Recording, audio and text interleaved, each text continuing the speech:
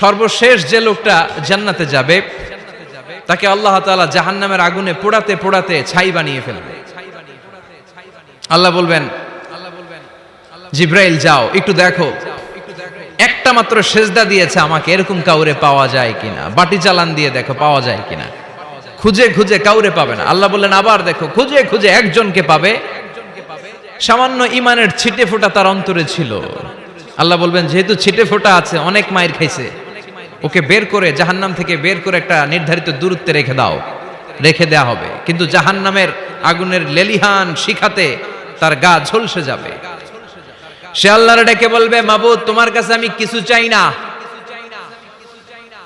জাহান্নাম থেকে তুমি আমাকে বের করেছো, জীবন নদীর পানি তুমি আমার গায়ের মধ্যে ঢেলে দিয়েছো, আমি আবার সজীবতা ফিরে পেয়েছি। আমি তোমার কাছে জান্নাত চাই না, শুধু নিরাপদ একটা দূরত্বে আমাকে রেখে আসো, যাতে জাহান্নামের আগুন আমারে কষ্ট দিতে না পারে। আল্লাহ আমি কিন্তু তোমার কাছে জান্নাত চাই না। কি চাই না? জান্নাত চাই না, কিন্তু জাহান্নামের আগুন আমারে কষ্ট দিচ্ছে, এতটা দূরত্বে রাখো যাতে জাহান্নামের আগুন আমার গায়ে না লাগে। আল্লাহ বললেন ওকে রাখবো, কিন্তু আমার সাথে একটা কন্ট্রাক্টে যেতে হবে, যে এটা তোমাকে দিলে তুমি আর নতুন করে কিছু চাবা না। সে বলবে আমি রাজি, কন্ট্রাক্ট হয়ে যাবে।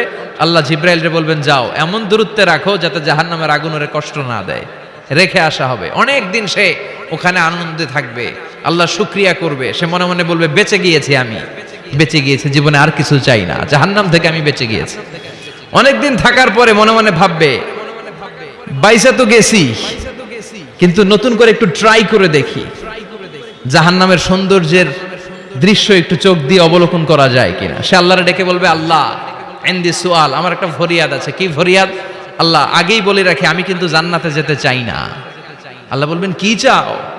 সে বলবে আল্লাহ তোমার জান্নাতটা তুমি কত সুন্দর করে বানিয়েছো, আমি একটা নজর শুধু দেখতে চাই। জান্নাতের দরজার সামনে নিয়ে যদি আমারে বসিয়ে রাখো, দ্যাটস ইনাফ, আর কিছু চাই না, শুধু জান্নাতের দরজার সামনে। আল্লাহ বললেন তুই না ওয়াদা করেছিস, তুই না চুক্তি করেছিস।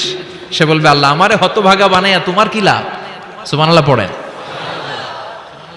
আমারে তুমি হতভাগা বানিও না। আল্লাহ বলে ঠিক আছে, আবার সিগনেচার কর যে জান্নাতের দরজার সামনে বসিয়ে দিলে আর কিছু চাবি না। সে সিগনেচার করে বলে আমি চাবো না। আল্লাহ বললেন জিব্রাইল বেচারারে ধরে জান্নাতের গেটের সামনে বসায় দে।